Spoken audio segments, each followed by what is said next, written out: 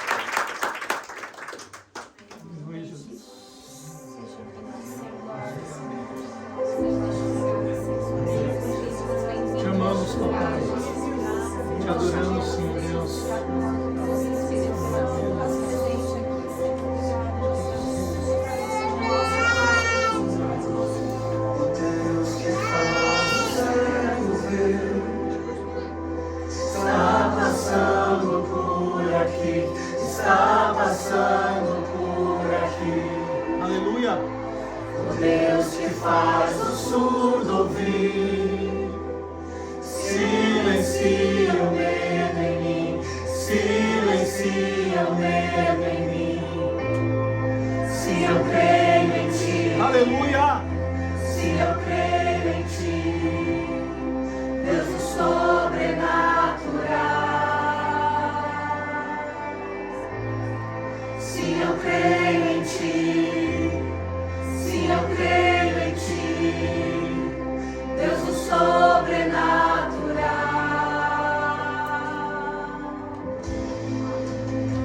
Aleluia, Pai. Cremos em Ti, Papai.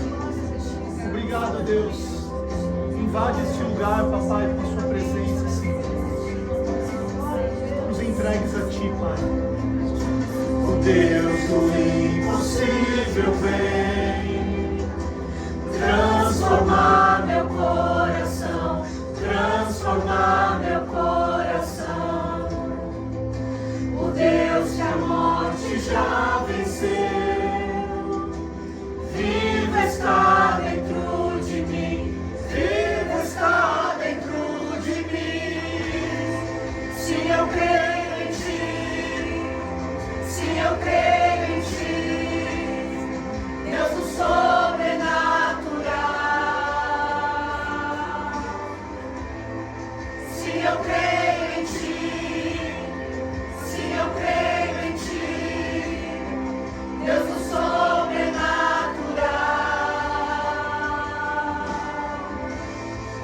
Se eu creio em Ti, se eu creio em Ti, Deus do sobrenatural. Se eu creio em Ti, se eu creio em Ti, Deus do sobrenatural.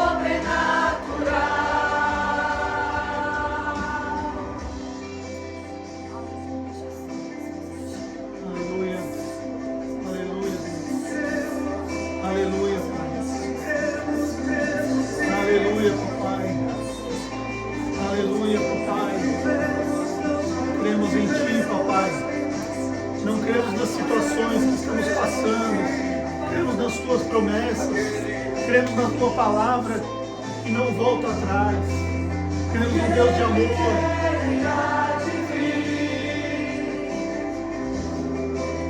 E Seu poder vai ressurgir. O Deus que faz os mais viver. Deus de milagres. Deus de milagres. Aleluia! Nós cremos no Deus de milagres. Aquele que era e há de vir, declare isso. Em Seu poder vai ressurgir. O Deus que os mortos faz viver. Deus de milagres, cremos. Deus de milagres. Se eu creio em Ti, se eu creio em Ti, Deus do sobrenatural. Se eu creio em Ti, se eu creio em Ti, Deus do sobrenatural.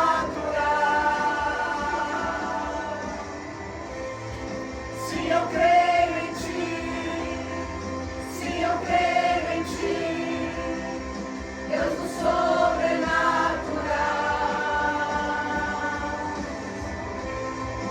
Se eu creio em Ti, se eu creio em Ti, Deus do sobrenatural.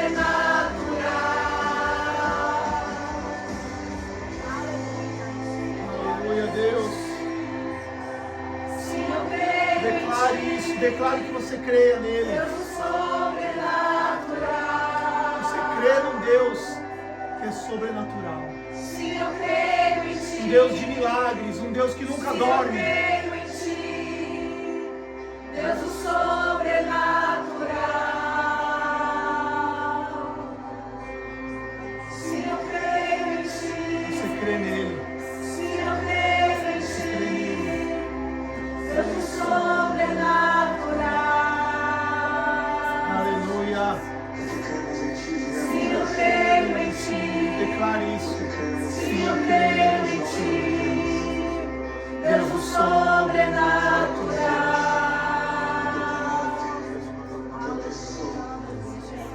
Aleluia, Deus. Nós cremos em Ti, Pai.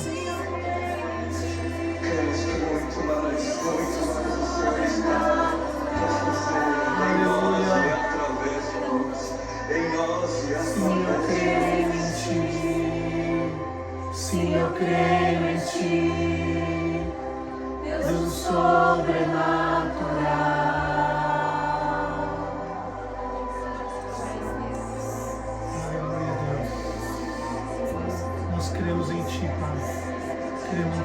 milagres. Cremos no Deus do impossível. Nós estamos aqui para declarar que cremos no Deus do impossível. Cremos no Deus sobrenatural. Cremos no Deus que não é deste mundo. Cremos no Deus que veio a este mundo para nos resgatar. Aleluia, Senhor. Cremos em Ti, Pai. Cremos em Ti, Pai. Cremos em Ti, Pai. Aleluia, Deus. Aleluia, Deus.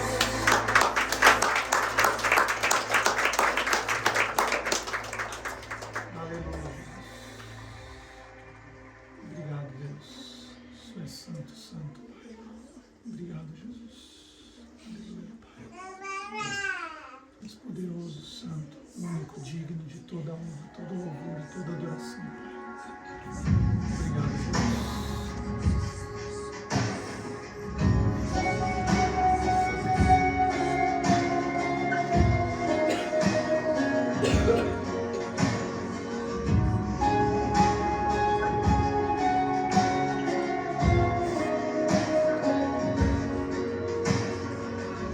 Before I spoke a word, you were singing over me.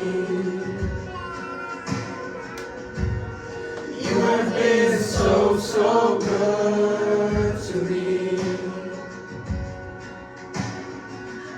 Before I took a breath, you breathed your life in me.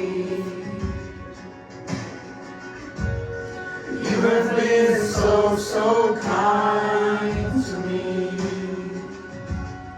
Oh, the overwhelming, never-ending, reckless love of God. Oh, it chases me down, fights till I found me tonight. I couldn't earn it, I don't deserve it, still you give yourself away. Oh, the overwhelming, never-ending, reckless love of God. Yeah.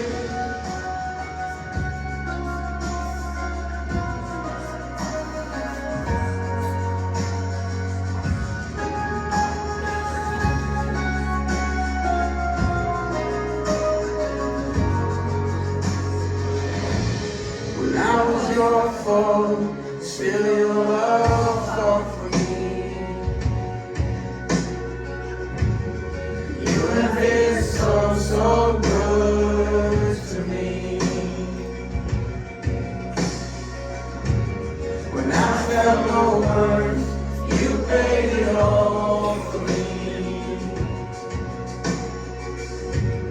You have been so, so kind to me. Oh, the overwhelming, never-ending, reckless love of God. Oh, it chases me down, fights till I found me tonight. I couldn't earn it, and I don't deserve it, still you give yourself away. Oh, the overwhelming, never-ending, reckless love of God.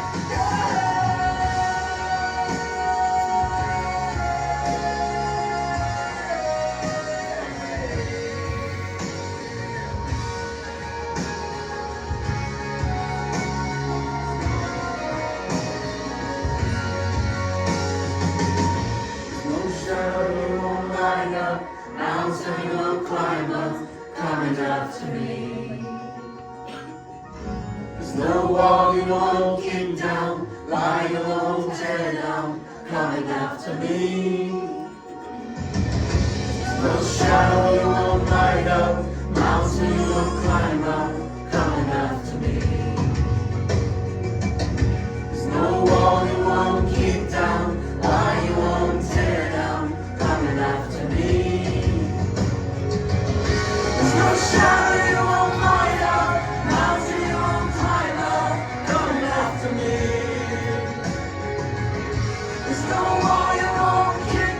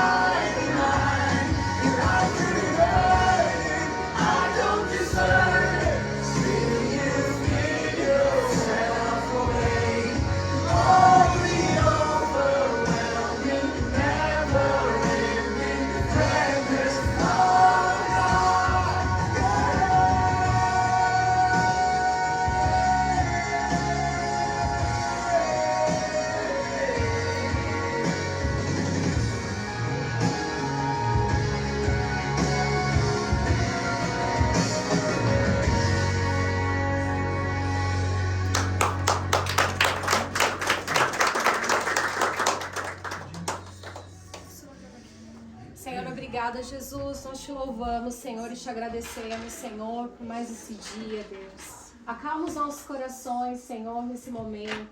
Pai, que todas as preocupações, Senhor, todos os problemas fiquem do lado de fora agora, Jesus. Prepara os nossos corações para esse momento contigo, Jesus. Prepara os nossos corações para o Senhor receber a semente da Tua palavra, para que possa frutificar, para que ache terra boa no nosso coração, Deus. Senhor, quebra todo o cativo, toda a cadeia, todas as amarras, Senhor, todas a surdez no ouvido para ouvir a Tua palavra. Tira a cegueira dos nossos olhos, que nossos pensamentos estejam cativos apenas ao Senhor.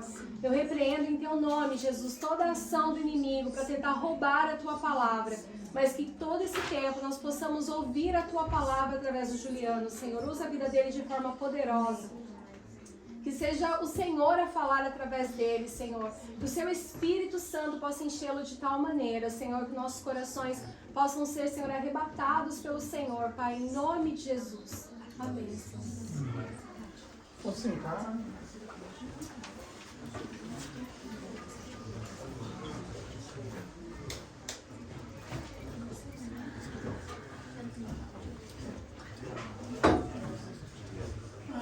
Deus é bom.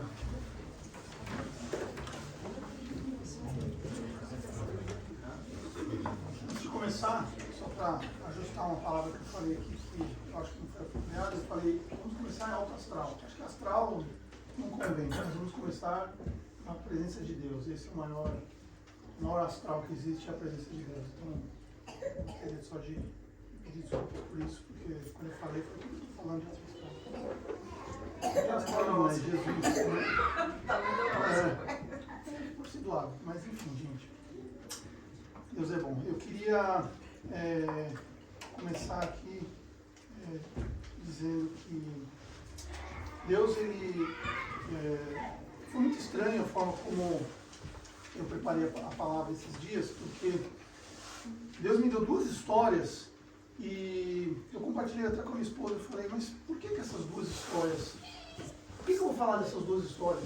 São duas histórias que, no primeiro momento, eu fiquei falando, mas qual é a relação, né? Uma história podia ser uma pregação, outra história podia ser uma outra pregação.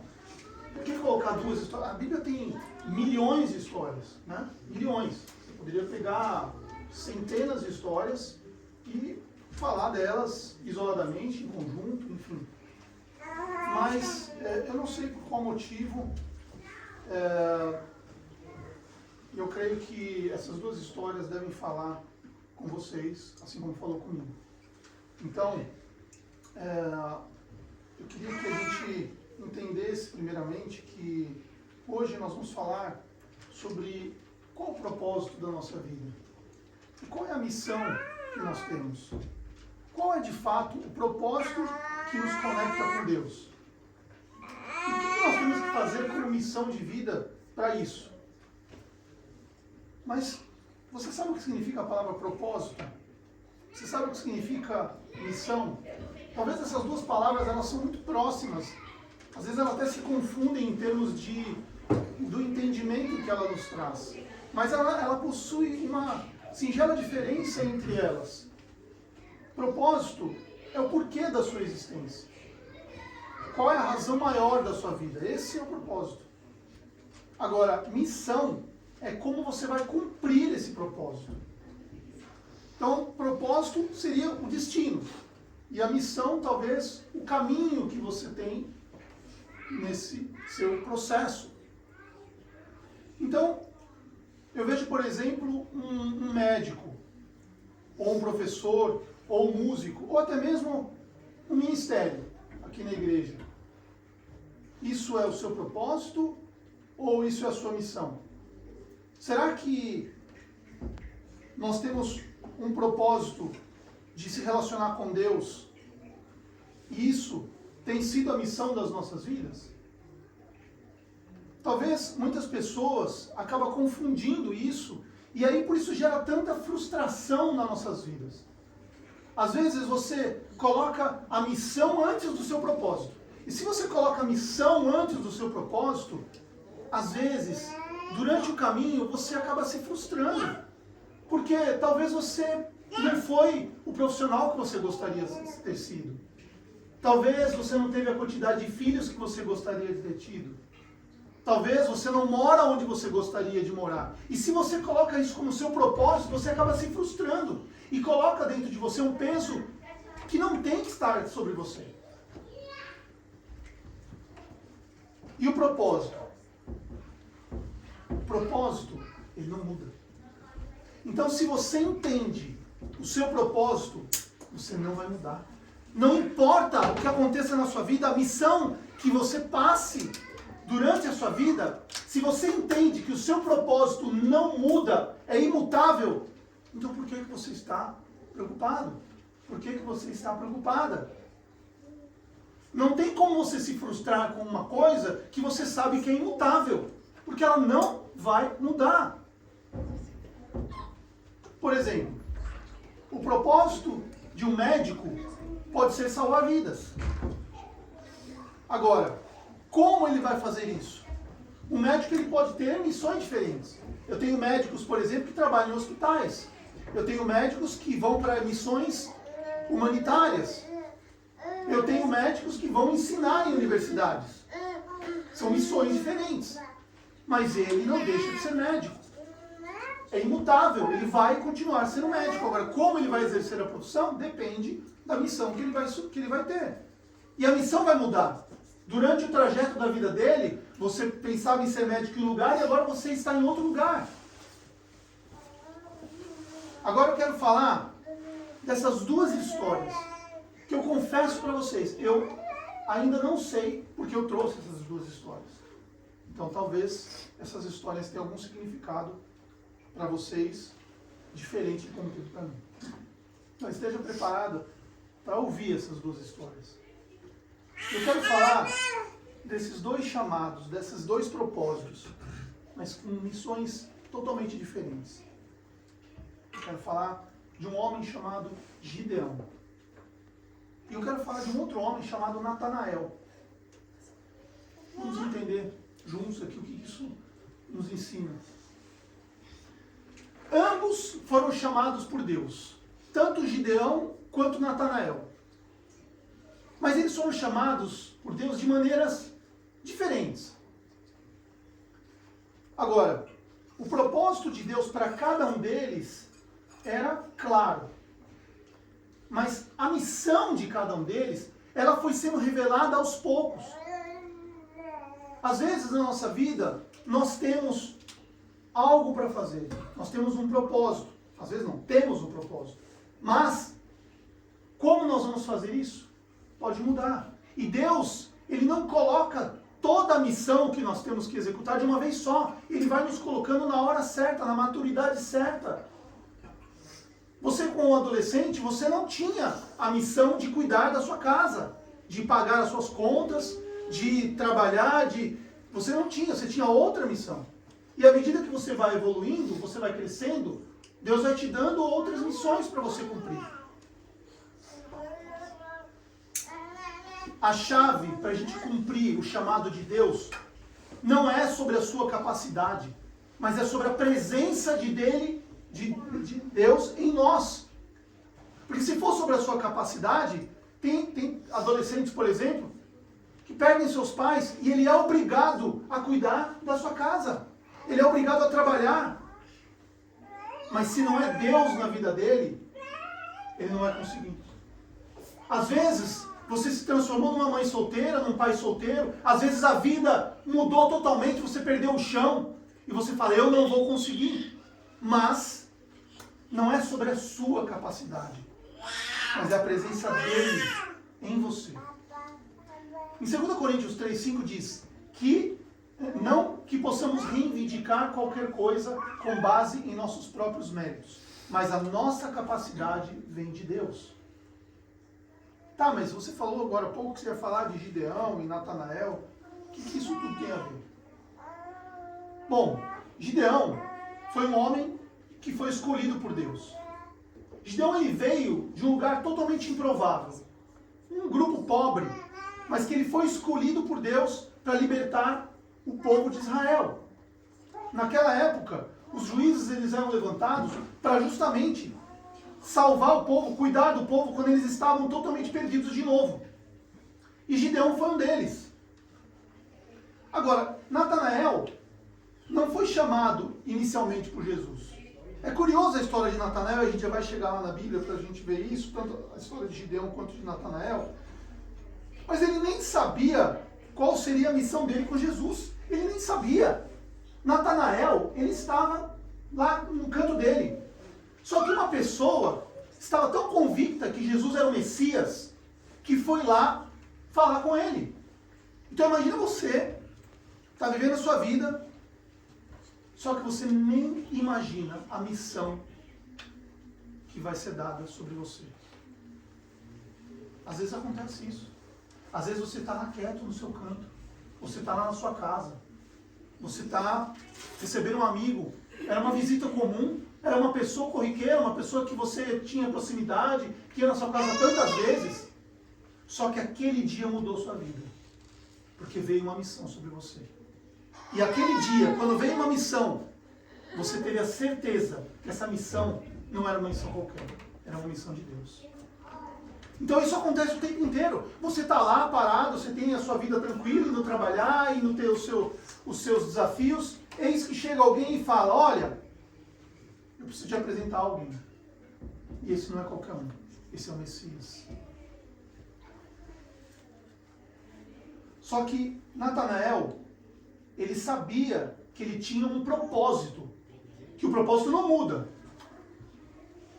Por quê? Porque Natanael, ele era um verdadeiro israelita. Ele era um homem que ele entendia qual era o propósito. Um israelita sabe em quem confiar.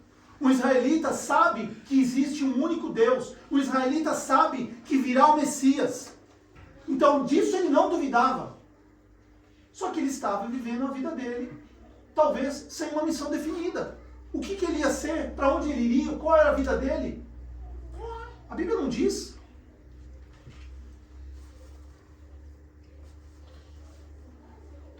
Só que Natanael, por ser um israelita, ele conhece a Bíblia, ele conhecia o Velho Testamento, ele conhecia as promessas.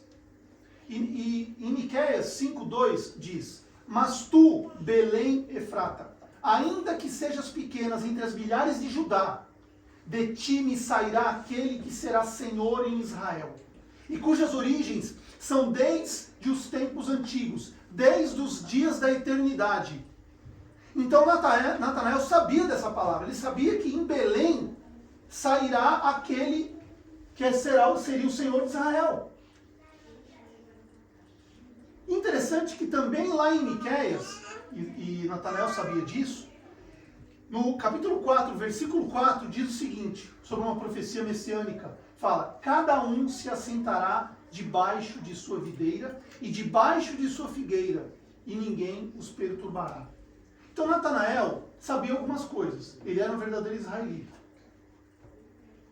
Eis então que surge um amigo e bate na porta. E aí nós vamos ler lá em João, no capítulo 1, no versículo 43.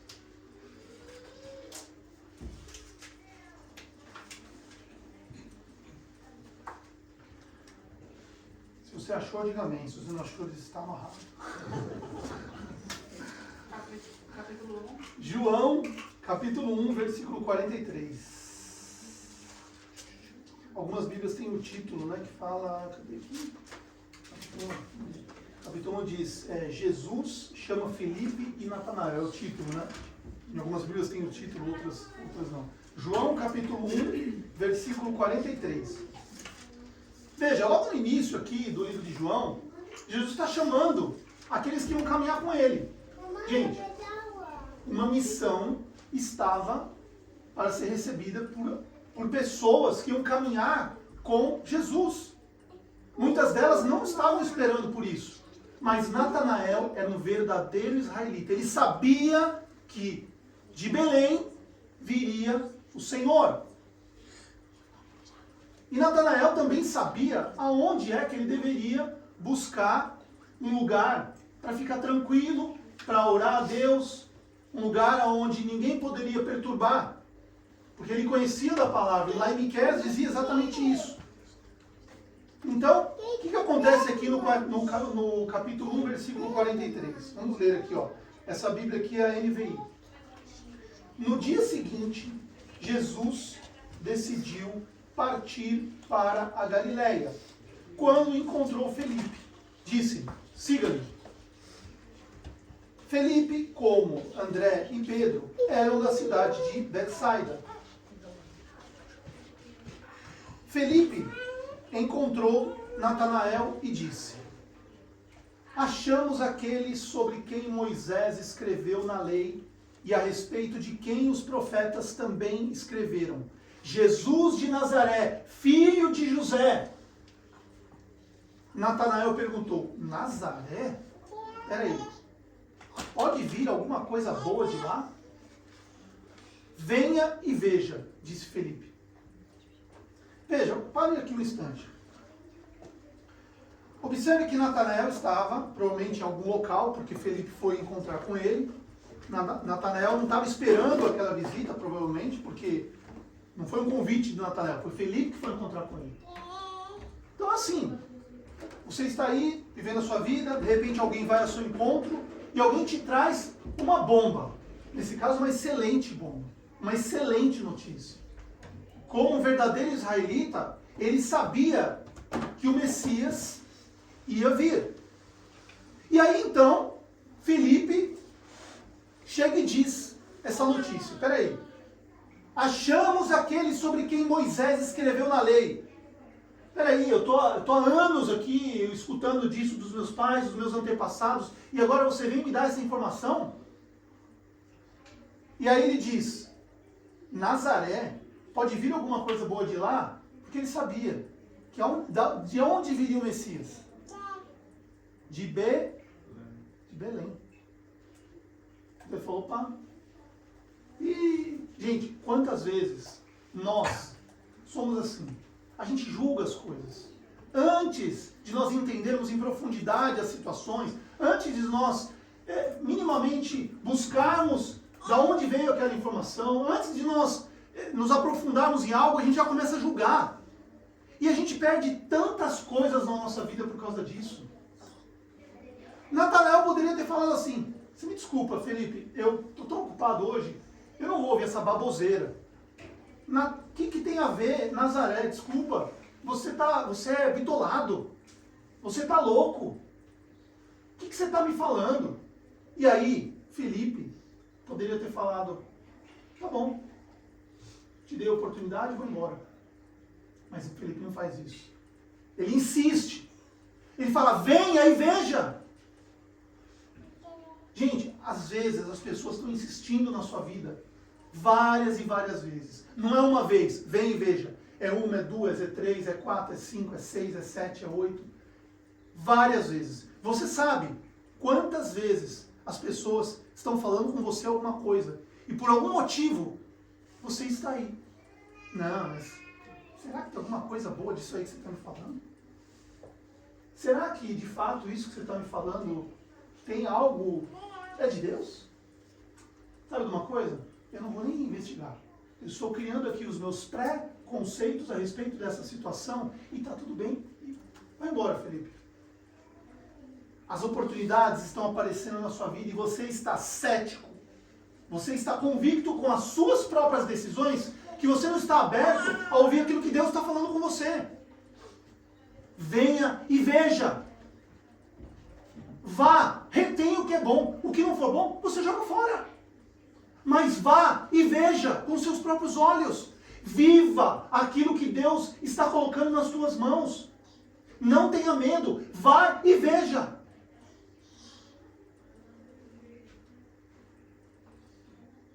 Aí no versículo 47, diz o seguinte: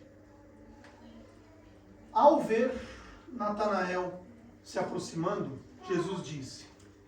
Peraí, antes de Jesus dizer alguma coisa, aqui, Natanael estava julgando ali atrás. Então, a hora que Jesus encontra com ele, ele poderia ter falado: ei, Natanael, você estava me julgando. Ei, Natanael, você duvidou, né? Natanael, chegou a sua hora. Ao invés de Jesus estampar na cara os erros, ao invés de Jesus estampar na cara aquilo que você fez, aquilo que você falou, Jesus não é assim. Jesus é um pai de amor. Jesus não vai acusar você pelo aquilo que você fez. Jesus só está esperando uma atitude. Venha e veja. Eis que estou à porta e bato. Aquele que abrir a porta, eu entrarei e cearei com ele. Você tem que abrir a porta. Qual é o passo que você tem que dar? Vá e veja. E aí Jesus exclama, no versículo 47, na parte do meio. Aí está um verdadeiro israelita. Gente, naquela época, somente os sinédrios, aqueles cheios de teologia, os talvez famosos fariseus, eles é que tinham o conhecimento, eles é que eram exaltados. E aí vem Jesus, fala para um, entre aspas, Zé Ninguém, e diz, eis que é um verdadeiro israelita. Só aí Jesus já estava quebrando um monte de regras. E Natanael olha aquilo, espantado, e fala assim, peraí. Só que Jesus, ele continua. Aí está um verdadeiro israelita, em quem não há falsidade. Aí eu te pergunto, você, quem conhece as suas falsidades? Quem conhece aquilo que de fato você realmente é? Não é o seu marido, não é a Tati que me conhece. Enganoso é o nosso coração. Eu mesmo nem me conheço. Às vezes, eu mesmo entro nas minhas próprias falsidades, porque eu acredito nelas. Às vezes, nós mesmos estamos tendo atitudes que nós nos duvidamos. Quem pode te dizer que você realmente não é uma pessoa falsa? Ninguém, a não ser Deus. Então, quando alguém diz, nossa, você não é uma pessoa falsa, né? Na verdade, você está pensando assim, você não conhece. Nossa, que roupa horrível. Nossa, você está linda hoje. Nossa, Juliano, que legal esse negócio aí. Mas, nossa, que negócio feio. Né? Gente, não tem como. A única pessoa que nos conhece de dentro é Deus. Deus, não adianta, não adianta. Você pode abrir seu coração para o seu melhor amigo, não adianta, não adianta. Vai ter coisas que nem você mesmo acredita naquilo que você acredita e você fica em luta daquilo. Será e não é, será e não é. Agora, quando Deus diz, em quem não há falsidade, Deus está colocando Natanael em uma posição de, peraí. Felipe disse que vinha um cara aí que era o que esperávamos, né? Ele já começou dizendo isso. Jesus queria mostrar para ele que ele conhecia o coração das pessoas. Muitos israelitas eram apenas religiosos por tradição, mas Natanael, ele era um cara que ele queria realmente conhecer a verdade. Ele estava em busca disso. Então, quando Jesus falou isso, ele estava preparando Natanael para perceber que Jesus era mais do que simplesmente um mestre. Ele era filho de Deus. E aí, Natanael perguntou, peraí, de onde me conheces? No versículo 42. De onde me conheces? Jesus respondeu, eu ouvi quando você estava debaixo da figueira, antes de Felipe chamar. Figueira, lá em Miqueias 4, é um lugar onde ninguém iria te perturbar. É onde você estaria sozinho, entre você e Deus. E Jesus disse, eu vi você. Eu vi você quando você estava essa noite chorando, ou quando você acordou essa noite preocupado, quando você estava lá atrás, pensando como seria o dia de hoje. Eu vi você quando você não tinha saída dos problemas que você estava enfrentando. Eu vi você quando você estava feliz, se alegrando por aquilo que eu te dei. Mas eu também vi você no dia que você estava triste, aonde você perdeu algo que você achava que ia ser insubstituível. Eu vi o dia em que você estava chorando. E eu vi o dia que você estava rindo. Eu te vi antes mesmo do Felipe te chamar. Eu te vi antes mesmo do que o seu pai dar um nome para você. Eu te vi antes mesmo de você nascer. Eu te vi antes mesmo de você existir. E aí então, Felipe, aliás, Natanael, ele já não duvida mais. Instantaneamente, Natanael, ele percebe que aquele homem não é mais um homem comum. Que aquele homem não era aquele homem que ele disse agora há pouco. Tem alguma coisa boa lá de Nazaré? Instantaneamente os pré-julgamentos dele caem. E ele diz: Rabi, tu és o Filho de Deus. Tu és o Rei de Israel. Ele já não duvida mais.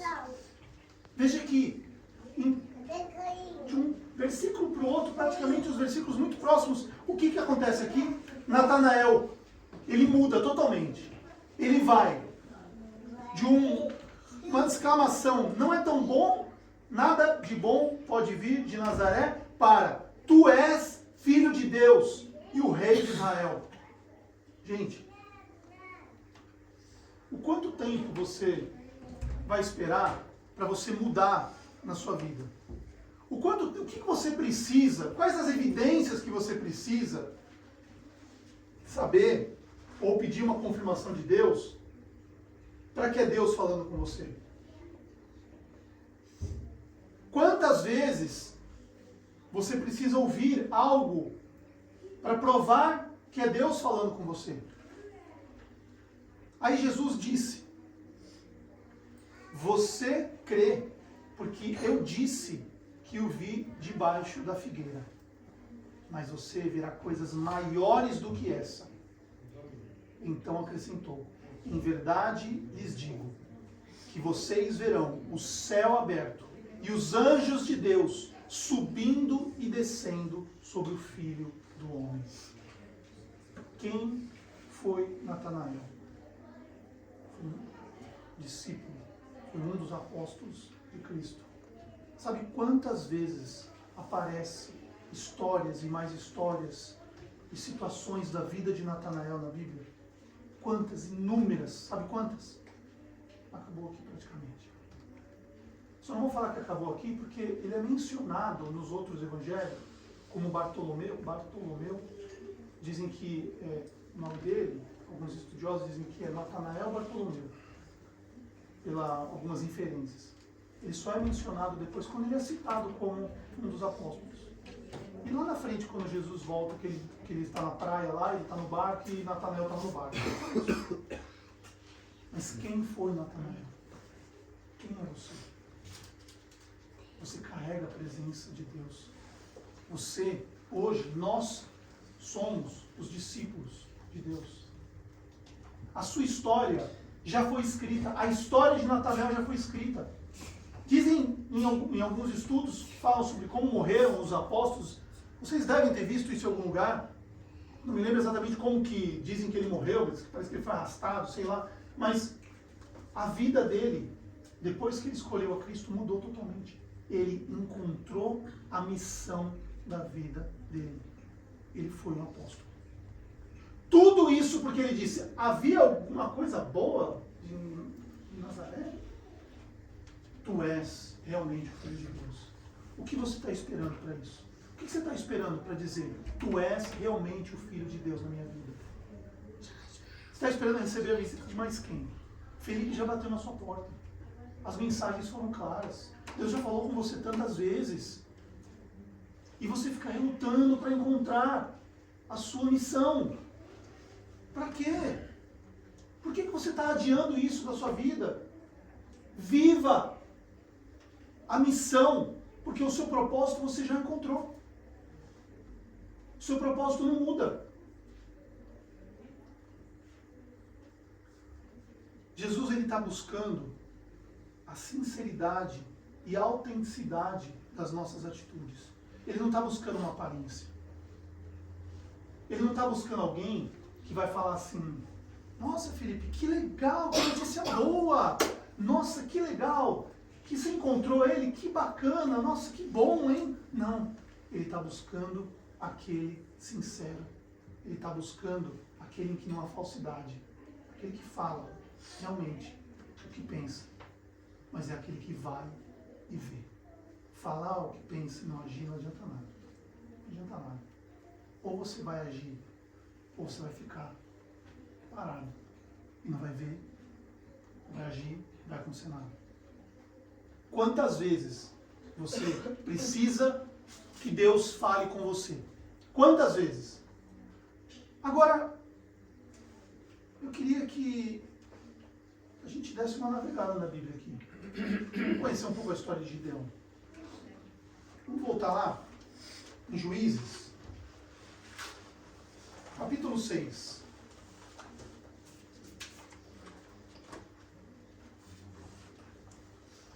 Em Juízes capítulo 6, conta a história de um homem chamado Gideão. Vamos ler um pouquinho. Capítulo 6, versículo 1. De novo, os israelitas fizeram o que o Senhor reprova. E durante 7 anos, depois de 40 anos de paz, ok? Tinha acontecido 40 anos de paz com Débora. Depois que Débora foi uma das juízes ali, houve 40 anos de paz e aí começa a história de Gideão.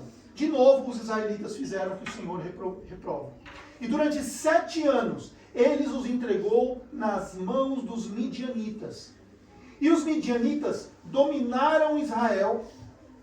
Por isso, os israelitas fizeram para si esconderijos nas montanhas, nas cavernas e nas fortalezas.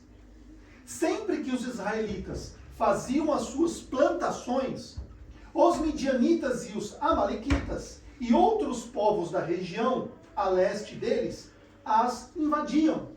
Olha que interessante. Né? Ou seja, eles não tinham trégua aqui. No versículo 4. Acampavam na terra e destruíam as plantações ao longo de todo o caminho, até Gaza, e não deixavam nada vivo em Israel, nem ovelhas, nem gado, nem jumentos. Eles subiam trazendo seus animais e suas tendas e vinham como enxames de gafanhotos. Era impossível contar os homens e os seus camelos. Veja quanta a confusão que isso estava causando ali, o terror que isso devia ser. Invadiam a terra para devastá-la, no versículo 6. Por causa de Midian, Israel empobreceu tanto que os israelitas clamaram por socorro ao Senhor. Só um detalhe, em algumas versões, que aqui é a NVI, que fala por causa de Midian, em algumas versões fala por causa dos midianitas. Midian aqui, com a letra maiúscula, na NVI, parece uma pessoa, não é por causa da Midian. Midian é a região.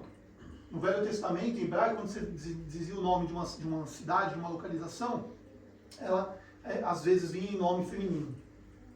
E é porque aparece com nome maiúsculo também. Então, lá, por causa de Midian, os midianitas e todos aqueles povos amalequitas e tudo mais, causavam esse terror. Só que aí os israelitas clamaram por socorro ao Senhor. No versículo 7.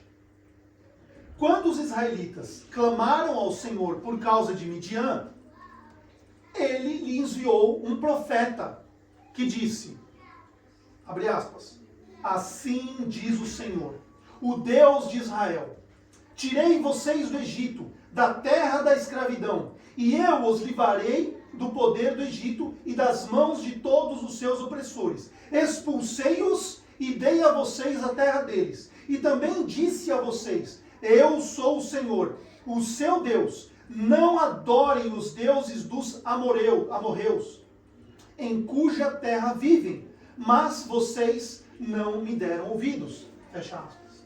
Isso aqui é um profeta. Qual é o nome desse profeta? Profeta famosíssimo. Profeta Zé Ninguém. Esse profeta aqui ninguém não sabe o nome dele. Pouco importa o nome dele. Mas a mensagem estava sendo clara daquilo que Deus já fez. Assim como Felipe, que bateu lá na porta de Natanael e veio contar quem chegou.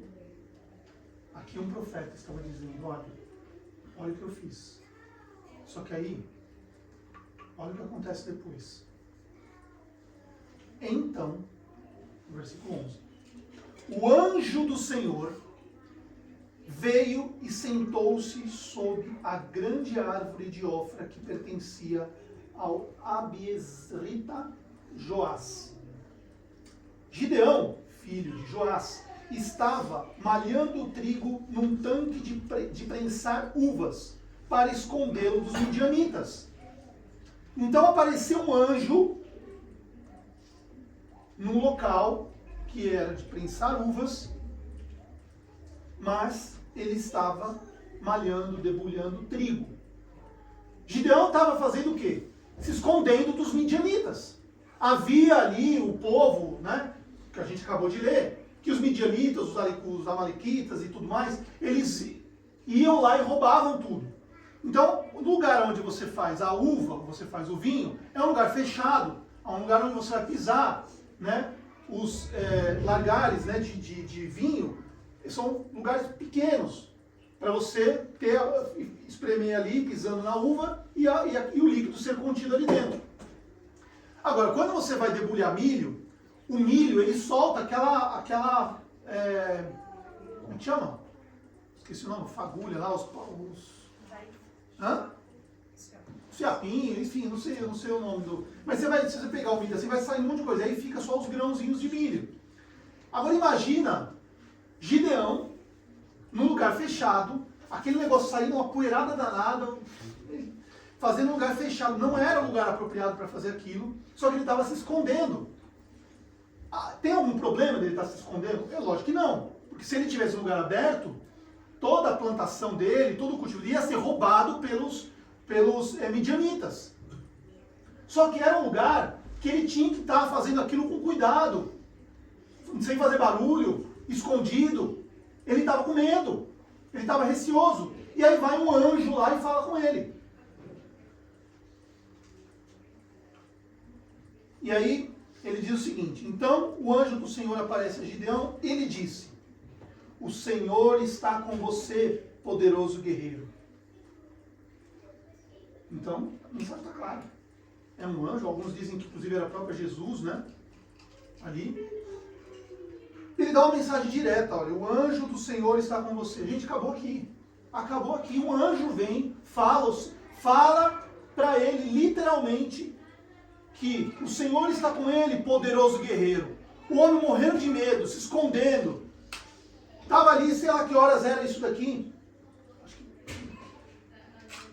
Não sei se ele fala que era de madrugada, não lembro disso. Mas enfim, ele estava ali fazendo algo escondido. Morrendo de medo. E aí o anjo do Senhor diz: poderoso guerreiro. Peraí. Esse cara tá louco.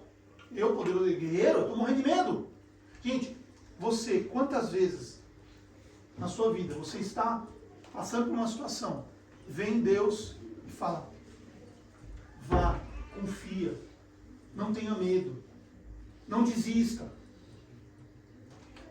Mas você continua com medo.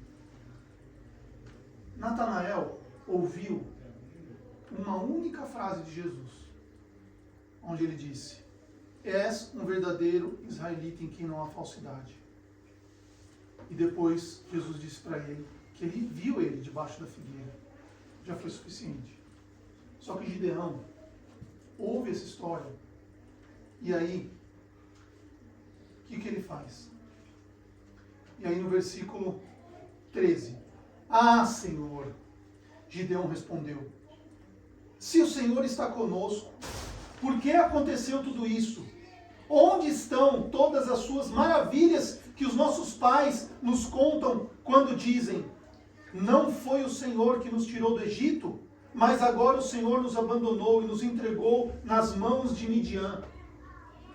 O Senhor se voltou para ele e disse: com a força que você tem, vá libertar Israel das mãos de Midian.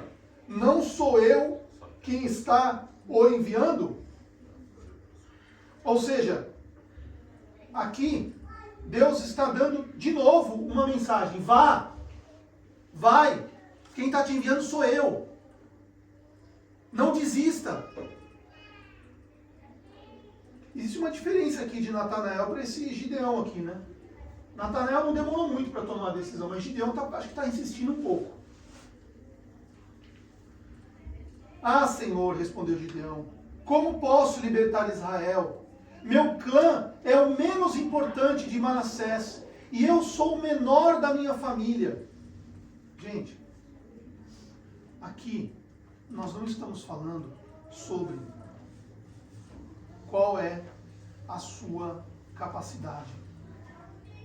Porque a capacidade vem de Deus. A sua capacidade de realizar aquilo que Deus colocou não está sobre a força dos seus braços.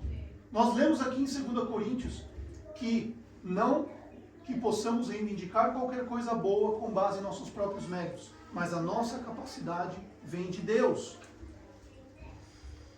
Só que às vezes, ou você está resistente para ouvir aquilo que Felipe está te chamando para você ir lá e veja, né? Ir e veja, ou você está lutando com o próprio Deus. Você está questionando o próprio Deus várias e várias vezes. Mas não para aí. Deus, no versículo 16 diz, eu estarei com você, respondeu o Senhor, e você derrotará todos os midianitas, como se fossem um só homem.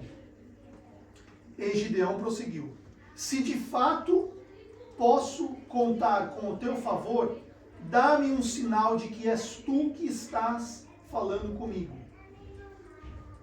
Peço-te que não vá embora, até que eu volte e traga minha oferta e a coloque diante de ti. Então Gideão escuta o anjo, escuta o profeta, escuta o anjo. Deus fala com ele, seja corajoso, vai lá, é eu que estou te mandando. E aí ele fala assim, não, peraí um pouquinho. Se for você mesmo, aguenta um pouquinho aí. Fica aí. Peraí, gente, o que está acontecendo? Deus está falando com a gente. Deus está falando com você. E você está falando para Deus, Deus, espera um pouquinho. Fica aí. Eu não vou agora, não. Se é o Senhor mesmo, fica aí. Se é o Senhor mesmo, você vai falar comigo de novo. Você vai falar comigo de novo. Você vai falar comigo de novo. Você vai falar comigo de novo. De novo. E aí você fica e não toma uma postura como você deveria tomar. Como um guerreiro que você é. E aí, Gideão vai para casa, prepara tudo. E aí, depois ali no versículo 20, o anjo de Deus lhe disse, apanhe a carne e os pães sem fermento. Ponha tudo sobre a rocha, derrame o caldo. Gideão assim o fez. Com a ponta do cajado que estava em sua mão, o anjo do Senhor tocou a carne e os pães sem fermento. O fogo subiu da rocha, consumindo a carne e os pães. E o anjo do Senhor desapareceu. Quando Gideão viu que era o anjo do Senhor, exclamou, ah, Senhor soberano, vi o anjo do Senhor face a face. Gente, vai ter um momento na sua vida que você vai ver Deus face a face. Você vai orar, as suas orações vão ser respondidas. Você vai ter intimidade com Deus que nunca você teve antes. Mas aí, você ainda assim não vive o potencial de Deus. Ainda assim, você está buscando a sua missão. Você não encontra a sua missão porque você não está ouvindo o que Deus está falando com você. E aí o que vai acontecer com a situação de Gideão? Gideão, ele constrói um altar ali, aí naquela mesma noite, no versículo 25, ele diz, separe o segundo novilho, não, deixa eu só avançar aqui.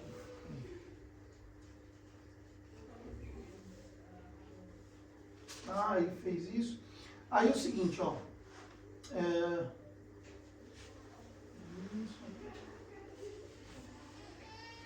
Assim, aí Gideão ele vai lá, destrói o altar de Baal, descobrem que é ele que faz isso, e aí então vão atrás do pai de Gideão e dizem o seguinte, ó, no 30, Os homens da cidade disseram a Joás: traga seu filho para fora.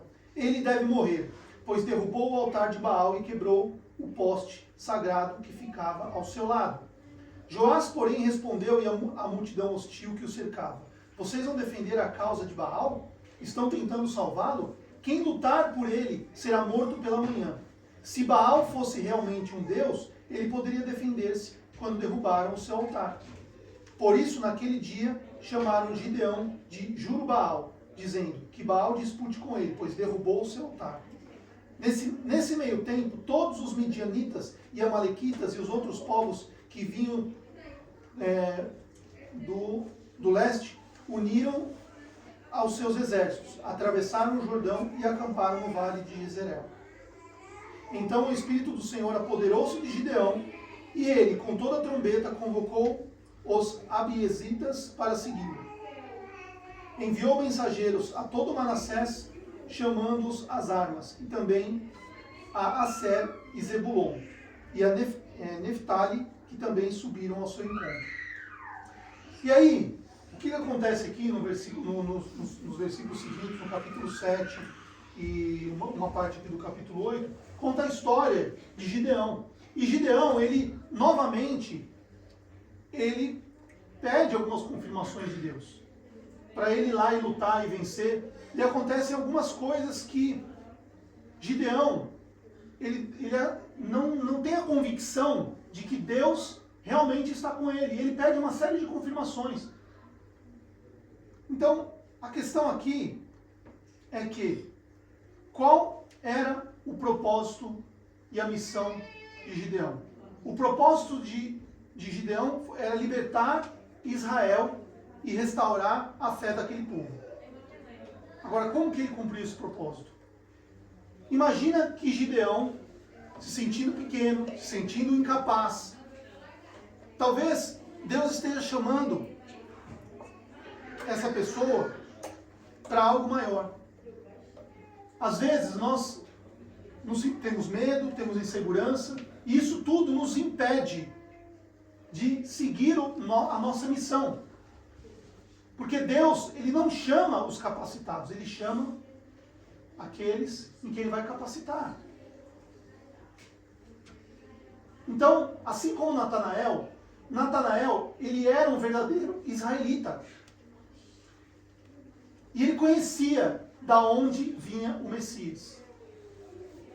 Gideão, apesar de ter medo, apesar de ter uma série de dúvidas, ele foi escolhido para livrar Israel dessa opressão.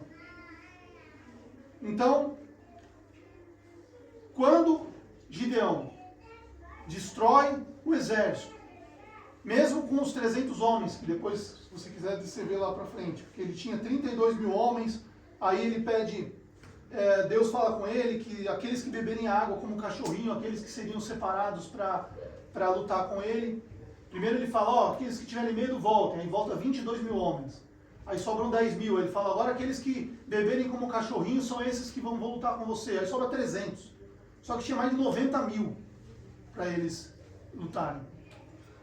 Gente, a luta na sua vida, ou a vitória que você vai ter em cima das lutas, não está baseado no tamanho do seu problema. Podem vir 90 mil. Você vai estar com a presença de Deus dentro de você. Pode vir quem for. Você não vai estar sozinho. Aqui conta que eram 300 com ele. E aí eles vão lá no acampamento, depois se vocês podem olhar ali, eles levam lá umas botijas com fogo e começam a tocar um trombor lá, uma corneta lá. E aí o acampamento com 90 mil começa a ficar desesperado com aquelas explosões, com aquelas coisas. Quando os caras acordam no meio da madrugada, eles desesperados achando que estavam sendo invadidos por um monte de gente, eles começam a lutar contra eles mesmos. Porque eles acordam atordoados e começam um a matar o outro. E essa foi uma das situações que ocorreram para que Gideão ganhasse a luta. Gente, Gideão começou com medo e depois ele se tornou um líder. Natanael, ele começou cético e depois ele se tornou um discípulo fiel. Gideão teve que aprender a confiar em Deus para lutar contra um exército gigantesco. Natanael teve que confiar em Jesus e superar suas próprias dúvidas internas. Será que lá em Nazaré tinha alguma coisa boa? Ambos ensinam que Deus pode nos usar, mesmo que no começo isso pareça impossível. Você se sente como Gideão? Com medo? Se sentindo incapaz? Achando que Deus não vai poder te usar? Deus ele vai te dizer, vai nessa tua força. Deus está à sua frente. Deus está contigo. Ou você se sente como Natanael, com dúvidas, cético? Jesus te convida, vem e veja. Ele tem um propósito para a sua vida. Ele quer se revelar a você. O propósito de Deus é maior do que os nossos. A missão pode mudar, mas sempre estará alinhada com os propósitos de Deus. Seja como Gideão, confiando que Deus capacita os fracos, ou seja como Natanael, disposto a superar suas dúvidas e reconhecer Jesus como Filho de Deus. Deus tem um propósito para você. Sua missão é só confiar nele e obedecer ao chamado. Deus tem um propósito para você. O propósito de Deus não muda. O propósito não muda. Mas a sua missão é confiar nele. A sua missão é ser como Gideão. Vá, guerreiro, e eu vou lutar com você. É ser como Natanael. Venha e veja. Ele virou um discípulo. O que você vai virar? O que você quer virar? Qual é a sua missão? A sua missão é ouvir aquilo que Deus tem para a sua vida. Vá e veja.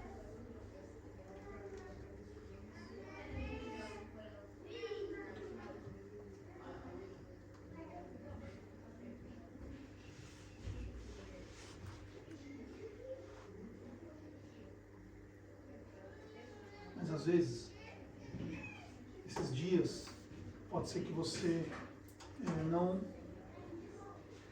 Você pode estar como o Natanael, ainda esperando pela visita, talvez, ou como Gideão, pedindo para ele, para Deus mostrar as provas. E pode ser que você não tenha visto as coisas acontecer na sua vida. Isso pode estar te deixando desanimado, desanimada. Mas eu quero te dizer uma coisa. O Deus de Gideão, o Deus que fez milagres, como ele disse ali para Natanael e Felipe, que vocês iriam ver muito mais coisas, e os anjos descendo e subindo. Eu te digo que, mesmo se nada acontecer, Deus ele não muda. O propósito não muda. O propósito não muda.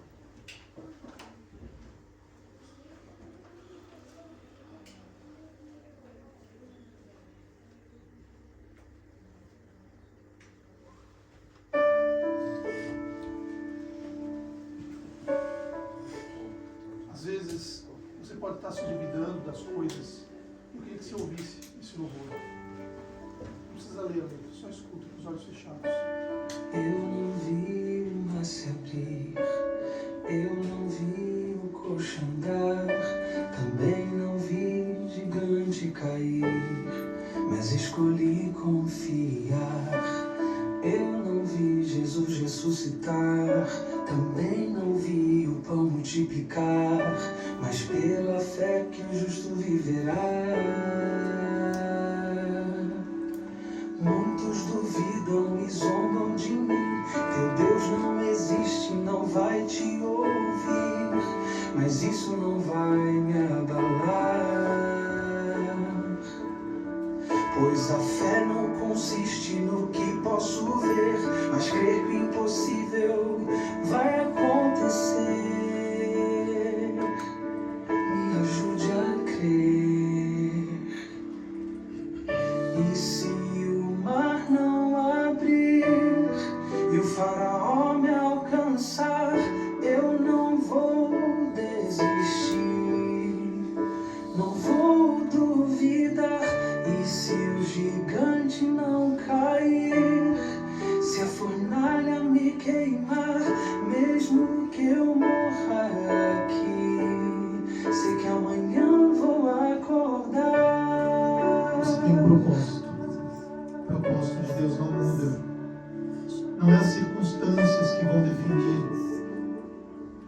enquanto você vai confiar nele. Só confia. Eu não vi o mar se abrir, eu não vi o coxo andar, também não vi gigante cair, mas escolhi confiar. Eu não vi Jesus ressuscitar, também não vi o pão multiplicar, mas pela fé que o justo viverá. Muitos duvidam e zombam de mim, meu Deus não existe, não vai te ouvir, mas isso não vai me abalar, pois a fé não consiste no que posso ver, mas crer que o impossível vai acontecer. Bem-aventurado quem crê sem ver. E se o mar não abrir e o faraó me alcançar, eu não vou desistir, não vou duvidar. E se o gigante não cair, se a fornalha me queimar, mesmo que eu morra aqui, sei que amanhã vou acordar. Vem me ajudar a confiar. Eu não consigo, Senhor, promete vindo, Senhor. Não aguento mais confiar em mim. E se a doença não curar, e o emprego não vingar, e o filho não voltar,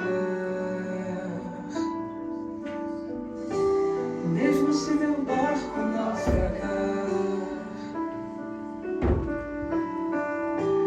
mesmo se minha empresa afundar, mesmo que eu morra aqui, sei que amanhã vou acordar. E se o mar não abrir e o faraó me alcançar, eu não quero desistir, Senhor, não quero mais duvidar. E se o gigante não cair, se a fornalha me queimar, mesmo que eu morra aqui, sei que amanhã vou acordar. Deus, Ele diz nessa manhã: venha e veja. Venha viver os propósitos de Deus. Venha viver o sobrenatural. Não fique no lugar onde você está na sua vida. Mude, tome uma postura diferente. Mude, comece algo novo.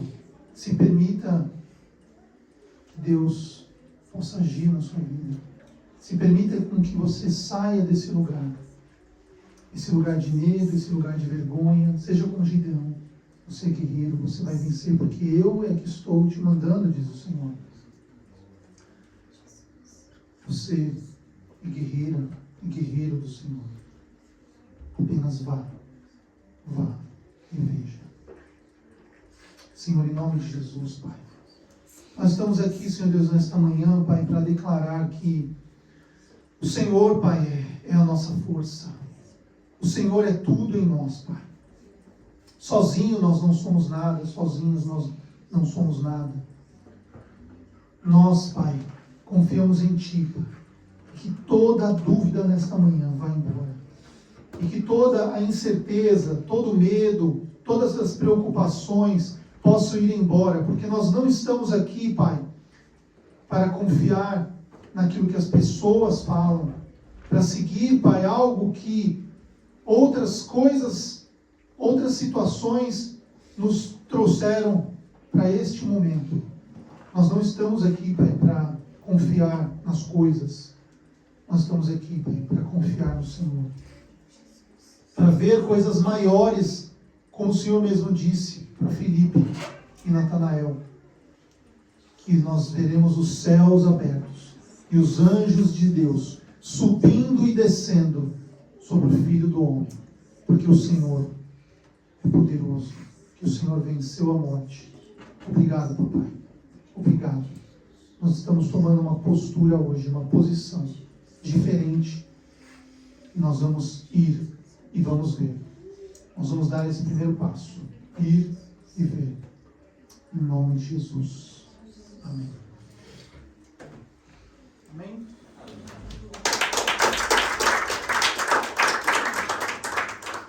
Temos alguns recados para dar. Temos a nossa... Vai ver a agenda. Hã? Vai ver a agenda. Temos a reunião dos jovens. Temos a reunião dos jovens. Temos um recado aqui.